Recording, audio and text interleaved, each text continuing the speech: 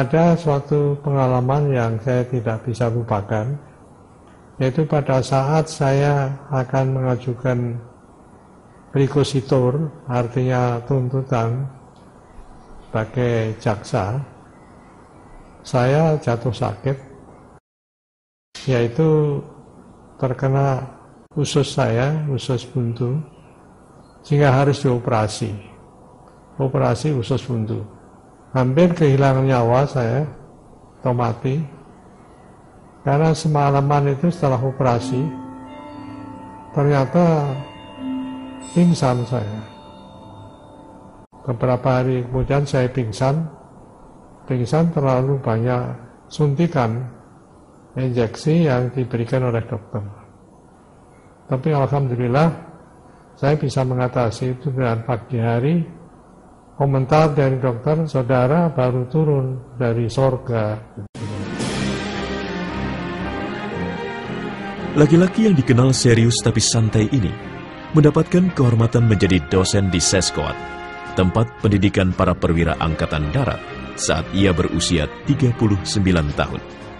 Pada era yang sama pula, Ismail dipercaya sebagai asisten Hakim Ketua Mahkamah Militer Luar Biasa, Kolonel CKH Ali Said SH, untuk mengadili Dr. Subandrio dalam penyelesaian segi hukum pengkhianatan G30S PKI.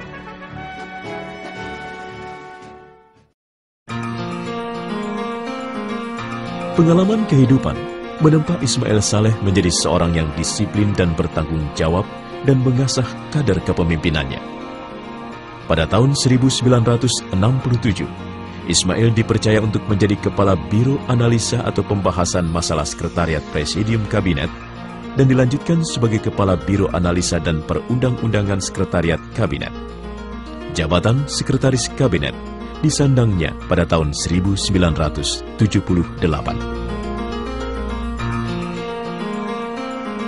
Kemampuan intelektualnya mempertinggi kepercayaan terhadap diri Ismail Saleh. Pada tahun 1979, Ismail diserahi tugas untuk memimpin Badan Koordinasi Penanaman Modal atau BKPM.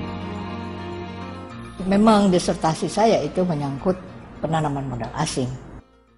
Di dalam disertasi itu sebetulnya ya memang banyak kritik tentang BKPM.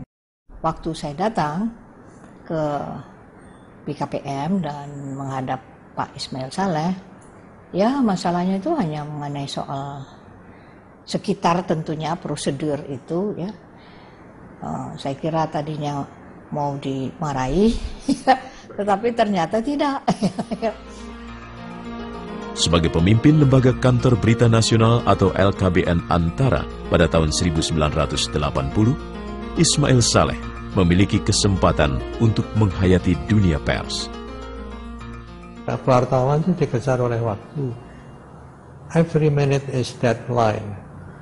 Sehingga saya membantu untuk memberikan atau mensuplai, dan ada kalanya saya sendiri bertindak sebagai wartawan. Dalam kunjungan Bapak Presiden Pak Harto ke daerah,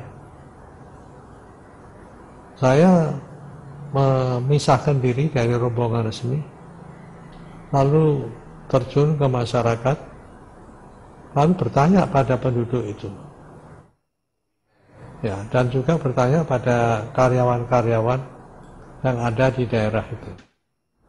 Dan itulah yang saya jadikan dasar mengapa di dalam penugasan saya selanjutnya, saya melakukan inspeksi mendadak yang disingkat dengan SIDAK. Sebagai wartawan istana waktu itu, yang ada di Pontianak, saya berpikir, bagaimana caranya saya bisa menyiarkan berita itu. Waktu itu agak tabu. Seorang presiden, Pak Harto, ditulis, dikritik atau mendapat keluhan dari rakyat. Saya berpikir, saya tulis begini, Presiden Soeharto menyatakan prihatin akan nasib transmigran di Kalimantan Barat dan menegaskan, sama sekali pemerintah tidak bermaksud memindahkan kemiskinan dari Jawa keluar Jawa. Pernyataan Presiden itu disampaikan setelah mendengarkan keluhan para transmigran yang disampaikan tanpa tedeng aling-aling. Keluhan itu sebagai berikut, saya kutip apa adanya. pegawai seknek, staf seknek, bertanya pada saya, Parni, apa kamu tidak dimarahi Pak Ismail Saleh? Kenapa dimarahi? Saya bilang, nah itu berita kamu, masa presiden menerima keluhan seperti itu, begitu berani rakyat? Saya berpikir, wah jangan-jangan iya ya, presiden marah ya, atau jangan-jangan Pak Ismail Saleh marah ya. Saya ketuk pintu beliau. Saya bilang, lapor Bapak. Kenapa? Ada yang tanya, staf seknek tanya, apa Bapak tidak marah pada saya? Kenapa marah, Parni? Karena saya telah menulis seperti yang dimuat koran-koran itu di antara. Apa jawab beliau? Pak Ismail Saleh dengan senyum khasnya menjawab, kamu betul, Parni. Memang harus begitu. Presiden harus diberitahu. Pemerintah harus diberitahu kalau memang ada sesuatu yang nggak betul. Ini memang tugas antara. Dan kamu, kata beliau, telah menulisnya dengan judul yang cool, yang damai. Alhamdulillah. Beliau tidak marah. Beliau malah senang. Luar biasa waktu itu. Seorang wakil sekretaris kabinet, orang dekat Pak Darmono, yang otomatis kenal Pak Harto, memberikan kebebasan pada wartawan antara yang tanda petik waktu itu, sampai sekarang pun masih sering dicap sebagai corong pemerintah.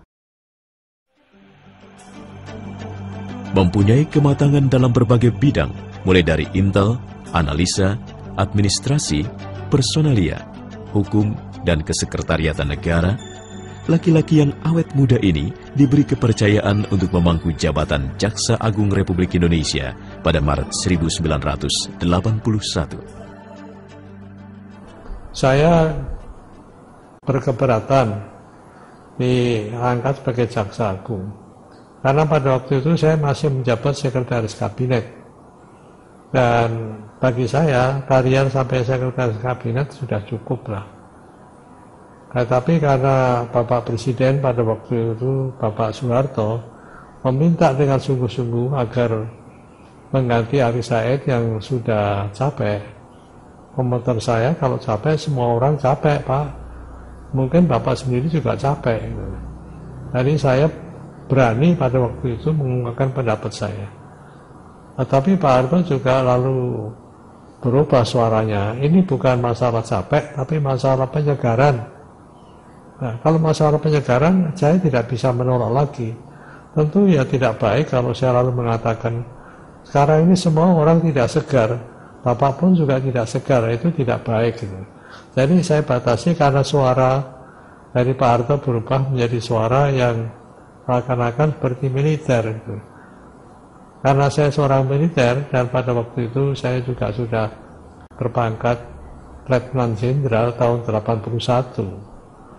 Jadi saya terima dengan catatan bahwa akan saya laksanakan tugas itu sebaik-baiknya. Sebagai Jaksa Agung, Ismail Saleh terkenal dengan inspeksi mendadaknya ke berbagai kantor kejaksaan negeri. Suatu saat bahkan beliau inspeksi di suatu kejaksaan tinggi. Beliau bukan inspeksi perkara, bukan inspeksi apa, tetapi beliau inspeksi melihat mobil jaksa tinggi, apakah olinya pemeliharaannya bagus enggak. Dia periksa olinya, dan begitu kotor dia marah sama jaksa tinggi itu. Itu tersebar di seluruh Indonesia. Sehingga kita semua, saya termasuk di Batu, bagaimana tahu jaksa tinggi saya almarhum Pak Imawan, wah, mesti siap itu mobil dan semuanya harus siap itu mobil.